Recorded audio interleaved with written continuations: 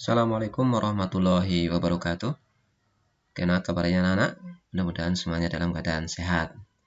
Baik, pada pagi hari ini kita ketemu lagi belajar dalam kondisi pandemi sehingga kita akan belajarnya secara jarak jauh.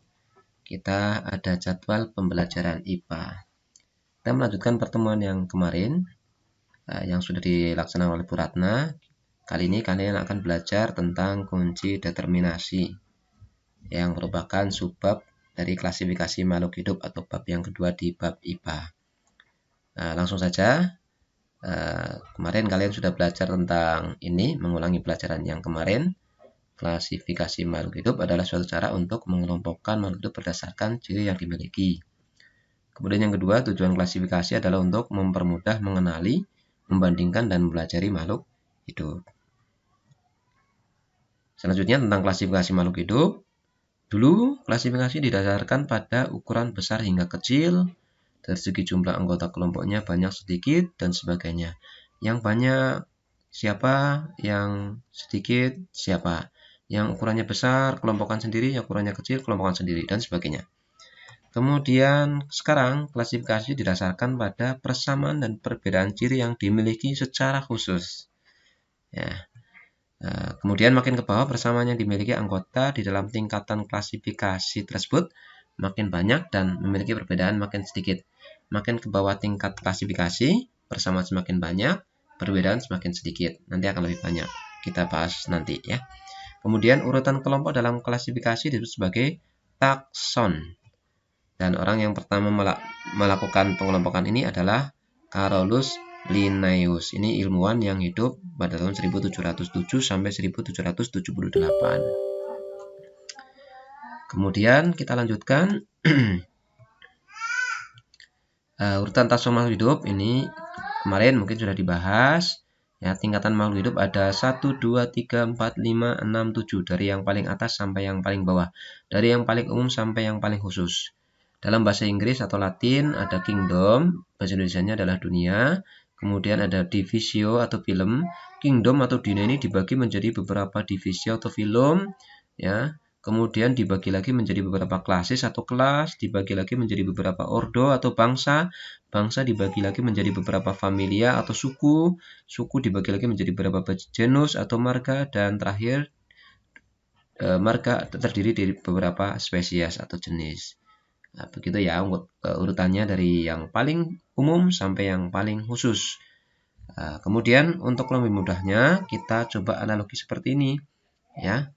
Yang paling atas kita tahu ada dunia, di bumi ini ada banyak manusia di dunia. Kemudian dari manusia yang ada di dunia ini kita bagi menjadi manusia di beberapa benua. Kita pilih benua Asia. Benua Asia kita pilih orang-orangnya dari Asia Tenggara, ya, kelas Asia Tenggara. Kelas Asia Tenggara kita pilih satu bangsa itu yaitu Indonesia, ya. Satu bangsa ini kita pilih dari beberapa suku itu, kita pilih salah satu suku yaitu suku Batak misalnya. Suku Batak terdiri dari beberapa marga, kita pilih salah satu marga misalnya Nasution. Nah, dari marga Nasution ini ada banyak spesies manusia atau jenis. Misalnya kita pilih salah satu spesiesnya adalah Andi Nasution. Nah, ini adalah analogi dari yang paling umum sampai yang paling bawah sampai tingkatan spesies atau jenis ya. Semakin ke bawah persamaannya tentu semakin banyak antara satu suku, apalagi satu marga, apalagi satu spesies. Tentu persamaannya semakin ke bawah ini semakin banyak dan perbedaannya semakin sedikit. Nah, sehingga makin ke bawah persamaan yang dimiliki semakin banyak dan perbedaan yang dimiliki semakin sedikit. Nah, terus bagaimana kita mengelompokkan, mengklasifikasikan makhluk hidup yang sangat banyak di dunia ini? Bagaimana caranya? Nah, ada satu cara yang namanya kunci determinasi. Nah, kita coba lihat dulu kunci determinasi itu apa. Kunci determinasi adalah cara atau langkah untuk mengenali makhluk hidup dan mengelompokkannya pada takson atau tingkatan makhluk hidup. Ya, nanti kita pahami berikutnya. Ya, kunci determinasi berisi uraian keterangan tentang ciri-ciri makhluk hidup yang disusun berurut, mulai dari ciri yang paling umum hingga yang khusus untuk menemukan suatu jenis makhluk hidup. Nah, Kunci determinasi yang paling sederhana adalah kunci dikotom. Nah, apa itu kunci dikotom? Nah, ini yang paling bawah. Kunci dikotom berisi keterangan yang disusun berpasangan dan menunjukkan ciri yang berlawanan. Disusun berpasangan dan menunjukkan ciri yang berlawanan. Lebih mudahnya kita akan melakukan praktek. Seperti yang kemarin sudah diminta, kalian menyiapkan bahan-bahan untuk praktek sendiri di rumah. Ya, kita akan bermain kunci dikotom. Apa yang kalian lakukan dan langkah-langkahnya? Yang pertama, siapkan 2 buah kertas warna, misalnya merah atau hijau. Merah 4x6, hijau 4x6, atau warna yang lain silahkan bisa diambilkan dari kertas yang putih, dikasih warna juga tidak apa-apa. Kemudian dari masing-masing kertas tersebut, buatlah 2 persegi panjang dan 2 segitiga. 1 persegi panjang besar, 1 persegi panjang kecil, 1 segitiga besar, dan 1 segitiga kecil. Sehingga satu kertas ini ada 4 bangun. Ya, satu kertas ada 4 bangun. Kalau ada 2 kertas berarti ada 8 bangun. Ya, total dari kalian buat nanti ada 8 bangun. Ya. Kemudian kalian kelompokkan 8 bangun ini menjadi 2 bagian. Pisah menjadi 2 bagian yang masing-masing tidak akan saling tumbukan, artinya satu tidak akan ikut ke kelompok yang lain, pasti kelompok yang satu saja. Bagaimana cara mengelompokkannya? Bebas. Berdasarkan ukurannya boleh, berdasarkan bentuknya boleh, berdasarkan warnanya juga boleh. Nanti kita akan coba praktekkan ya. Kemudian setelah dikelompokkan menjadi 2 bagian, berarti ada 4 ya. Kelompokkan lagi menjadi 2 bagian lagi masing-masingnya.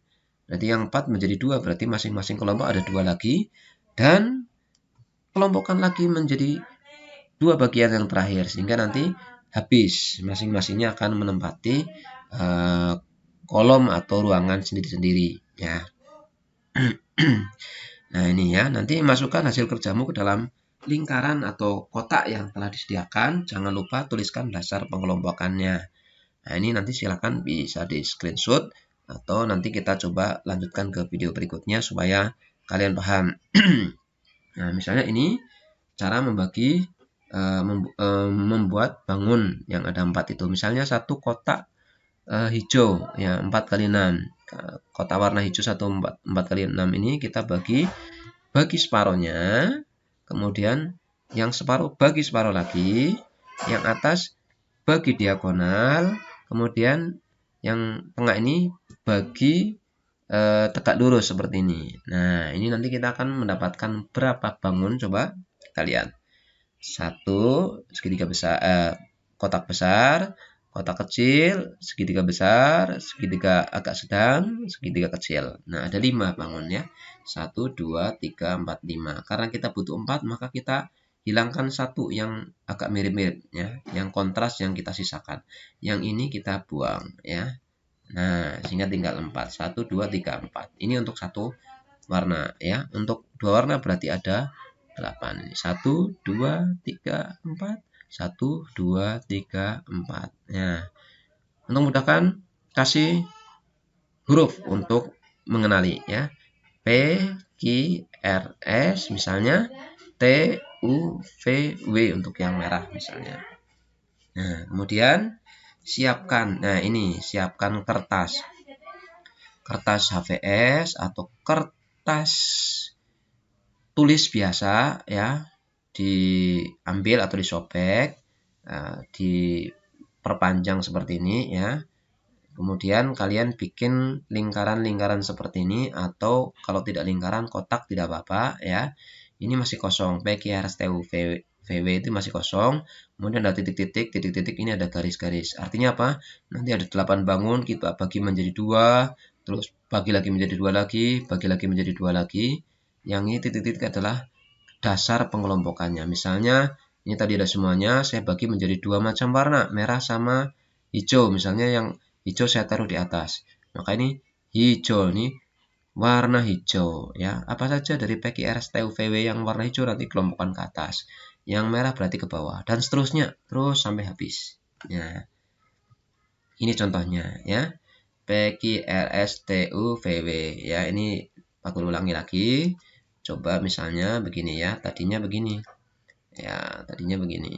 Ya, kita coba ulangi dari awal. Ya. supaya jelas ya. Ada 8 bangun. Hijau ada 4, merah juga ada 4. Nah, kemudian ini semuanya ya, PQRSTUVW. Yang merah belum ada, nggak apa-apa ini ya, belum ada tulisannya. Kemudian dari 8 bangun ini saya pengen melompokkan menjadi 2, misalnya yang ke atas warna hijau, yang bawah warna merah, maka yang atas kelompokkan ke sana semuanya. Yang hijau ke atas semuanya, ini hijau. Nah, ini sambil kalian bermain ya, geser-geser seperti ini ya, sudah ya.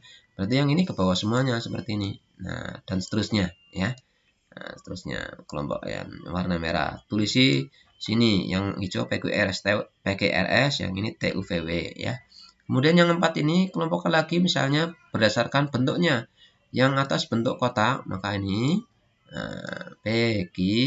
Kemudian yang bawah bentuk segitiga, RS. Nah, tuliskan jangan lupa di kotaknya ini ya, PQ, ini RS.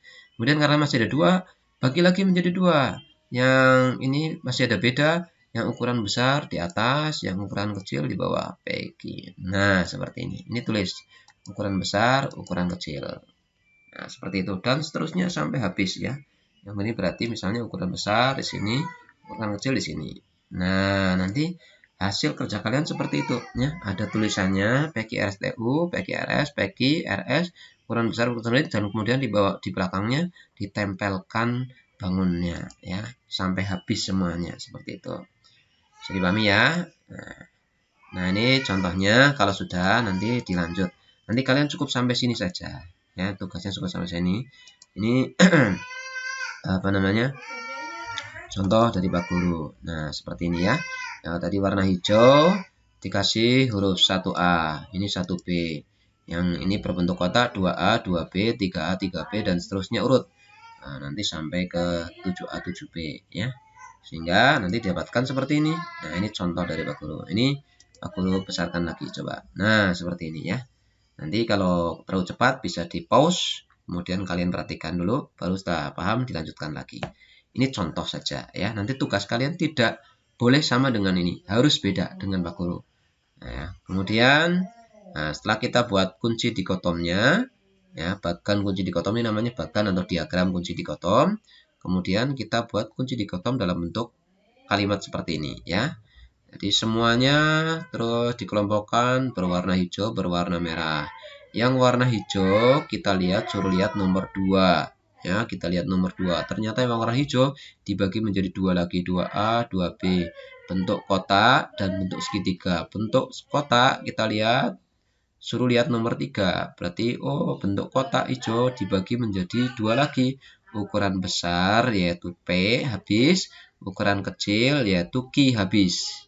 Nah, seterusnya sampai habis, sampai bangunnya ada di lingkaran yang terakhir semuanya, ya, teridentifikasi semuanya. Nah, ini namanya kunci dikotom ya. Kemudian apa itu kunci determinasi? Nah, kunci determinasi adalah tinggal mengurutkan saja ya. Misalnya apa? Kunci determinasi untuk makhluk atau bangun P. Kita lihat bangun P.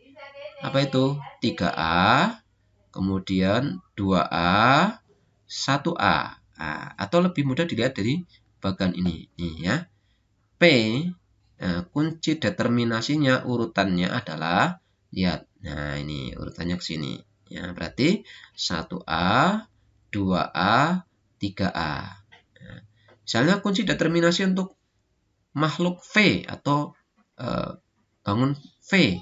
Apa saja? Lihat nih urutannya. Nah, maka kunci determinasinya untuk huruf V atau bangun V adalah 1B, 5B, 7A, dan seterusnya. Ya, gitu ya. Ini tadi 1A, 2A, 3A, berarti P itu punya ciri-ciri berwarna hijau, bentuknya kotak, ukurannya besar. Ya. Warna hijau, bentuk kotak, ukurannya besar. Ya. Seperti itu. Ya, untuk V tadi sudah jelas ya. Ini contoh soalnya. Ya, sebuah diagram menampilkan beberapa tanaman diantaranya rumput, kembang sepatu, kentang, kapuk, mahoni, kembang merah. Ya, ada 6. Kemudian dibuat kunci dikotomnya jadi seperti ini. Ya, misalnya semuanya kelompokan dari 6 itu ada yang berdaun tunggal, ada yang berdaun majemuk ya. 1A, 1B. Daun tunggal ternyata ada 2, yaitu yang bangun daun bergaris, yaitu rumput, yang bangun daun lebar. Nah, masih ada 2 lagi ya. Nomor 3 dibagi 2 lagi, yaitu tepi daun bergerigi, yaitu kembang sepatu, tepi daun bercangap, yaitu kentang. Nah, masih ada lagi, maka kembali ke nomor 1 tadi, yang 1B ini daun majemuk, dibagi lagi ke 4 ya, ke nomor 4 dibagi 2 dan seterusnya sampai selesai cirinya, sampai bisa dibedakan semuanya. Nah, kunci determinasi untuk rumput, kembang sepatu atau kentang bagaimana? Untuk rumput kita lihat, rumput ya, ternyata dia 2A. 2A asalnya dari mana? Nomor 2. Nomor 2 berarti asalnya dari mana? 1A. Maka untuk rumput itu kunci determinasinya hanya ada 2, yaitu 1A dan 2A. Ya. Terus kembang sepatu gimana? Nih, kembang sepatu. Kembang sepatu kita lihat dia nomor berapa? 3A. Kita urut balik ke atas. 3A yang belakangnya ada nomor 3. Nah, 3A. 3 ini berarti ini adalah 2B. Maka setelah 3A adalah 2B. 2B kita urut lagi ke atas, yang belakangnya nomor 2. Nah, ini nomor 2. Berarti ini adalah 1A. Ya, berarti 3A, 2B, 1A. Ya, atau diurut dari depan 1A, 2B, 3A. Ini kembang sepatu dan seterusnya. Tinggal diurutkan ke belakang ya.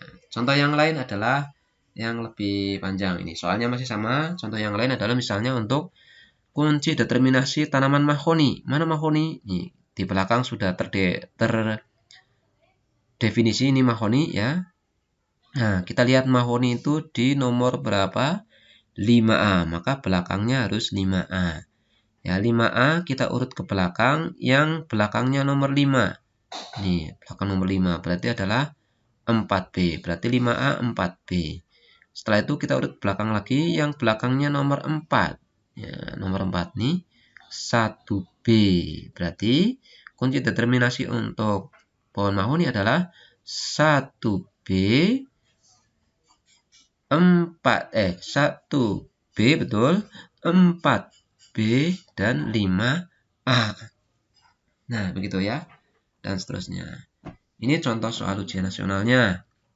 Misalnya ada soal seperti ini. Yang ditanyakan kunci determinasi yang benar untuk kedelai. Lihat, kedelai kebetulan sudah terdefinisi di sini. Ya, kedelai. Kita urutkan saja kedelai itu adalah 5A. Maka yang terakhir harus 5A. Ya, 5A ya. 5A itu asalnya dari mana? Kita lihat yang belakangnya nomor 5. 4A ya. Berarti 5A, 4A. 4A asalnya dari mana? Lihat yang belakangnya nomor 4.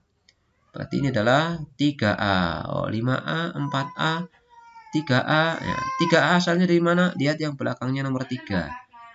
1B habis. Maka kunci determinasi untuk kedelai adalah 1B, 3A, 4A, 5A. Ya, begitu ya. Ini contoh. Nah, selesai materinya. Nah, kalian ada tugas. Ada 2 tugas. Yang pertama untuk penilaian praktek, yang kedua untuk penilaian pengetahuan. Tugas pertama untuk penilaian praktek, yaitu membuat bagan kunci dikotom pada selembar kertas. Tadi ya, kertas HPS boleh, kertas biasa atau kertas yang ada di buku tulis, disobek boleh. Ya, contoh bagannya nanti ada di slide yang selanjutnya ya. Kemudian tidak boleh sama dengan contoh dari Pak Guru, harus beda. Nah, terus bagaimana? Maka kalau begitu kalian tidak perlu takut salah atau ragu atau bingung ya dalam membuat kunci dikotom sendiri. Yakin saja dan percaya diri saja dengan yang kalian buat ya. Tidak usah takut salah ya. Kalian mau buat seperti apa? Silakan begitu ya, tidak perlu takut salah. Kemudian setelah jadi difoto dan dikirim, diupload lewat link Google Form. Google Form-nya linknya nanti ya. Kemudian dapat dikirim mulai hari ini ya, Kamis 3 September 2020 sampai sebelum PTS. Saran Pak Guru adalah selesaikan hari ini supaya kalian bisa untuk persiapkan yang tugas berikutnya ya. Kemudian tugas yang kedua adalah mengerjakan soal pilihan ganda halaman 23-24 buku pendamping IPA atau LKS. Ya, halaman 23-24 LKS, nomor 1 sampai nomor 15. Silakan kalian kerjakan dulu di LKS, dipilih jawaban yang betul yang mana. Kemudian jawaban ABCD-nya nanti akan dikirim lewat link Google Form. Linknya nanti akan kami kirim mulai besok ya, dari Jumat tanggal 4 September sampai sebelum PTS. Ya, PTS-nya adalah pekan depan. Jadi masih ada waktu 1 minggu lebih kalian untuk menyiapkan tugas ini. Ya. Ini contoh tugas yang pertama ya. Kalian buat seperti ini, hampir mirip tapi tidak boleh sama dengan contoh Pak Guru, harus beda ya. Semakin kreatif, semakin beda, semakin bagus nilainya ya. Kalau sama ya tidak boleh ya. Baik, itu mungkin untuk pembelajaran kali ini. Mohon maaf agak lama dan cukup berbelit-belit. Nanti mudah-mudahan bermanfaat untuk kalian semuanya. Terima kasih sekali lagi dari kami. Mohon maaf. Assalamualaikum warahmatullahi wabarakatuh.